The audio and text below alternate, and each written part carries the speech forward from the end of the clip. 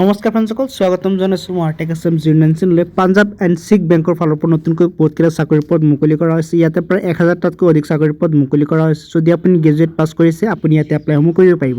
Apply কৰাৰ সম্পূৰ্ণ process মই ভিডিঅ'ত জনাই দিম। ভিডিঅ' স্কিপ নকৰি শেষলৈ চাব। বৰক ভিডিঅ'খনলৈ আগবাঢ়ো। প্ৰথমে আপোনালোকে এইখন পেজলৈ যাব। এই পেজখনৰ লিংক মই ডিছক্ৰিপশ্যন দিছোঁ। ইয়াত দেখুৱাইছে নাম্বাৰ অফ পোষ্ট 1000টা ইয়াতে মুকলি কৰা হৈছে। লোকেল বেংক অফিচাৰ ইয়াতে পদসমূহ মুকলি কৰা হৈছে।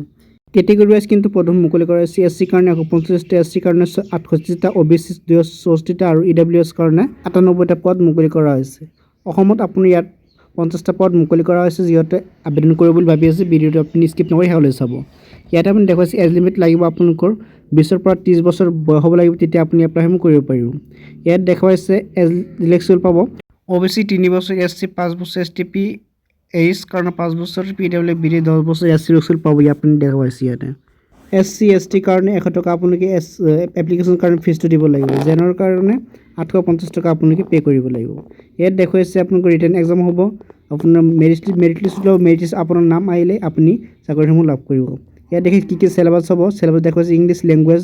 ইয়াতে 30টা কুৱেশ্যন থাকিব আৰু 30 মাৰ্কৰ। সময় থাকিব 30 মিনিট। এনেকুৱা আপুনি ইয়াত দেখুৱাইছে। টোটেল আপোনালোকৰ থাকিব 120টা কুৱেশ্যন থাকিব, 120 মিনিটৰ 120টা। আৰু আবেদনৰ লাষ্ট ডেটটো হ'ব 20 এপ্ৰিললৈকে আপুনি এপ্লাইসমূহ কৰিব পাৰিব। যিহেতু 31 মাৰ্চৰ পৰা আৰম্ভণি হৈছিল, 20 এপ্ৰিল আপুনি লাষ্ট ডেট পাই যাব। ইয়াত দেখাইছে এপ্লিকেশ্যন ফৰ্ম। ইয়াতে ক্লিক কৰি আপুনি এপ্লাইসমূহ কৰিব পাৰিব। লিংকসমূহ মই ডিছক্ৰিপশ্যন দিছোঁ, তাৰ পৰা আপুনি এপ্লাই কৰিব। ভিডিঅ' ভাল পালে লাইক কৰিব। লগ পাম অন্য ভিডিঅ'ত। ধন্যবাদ।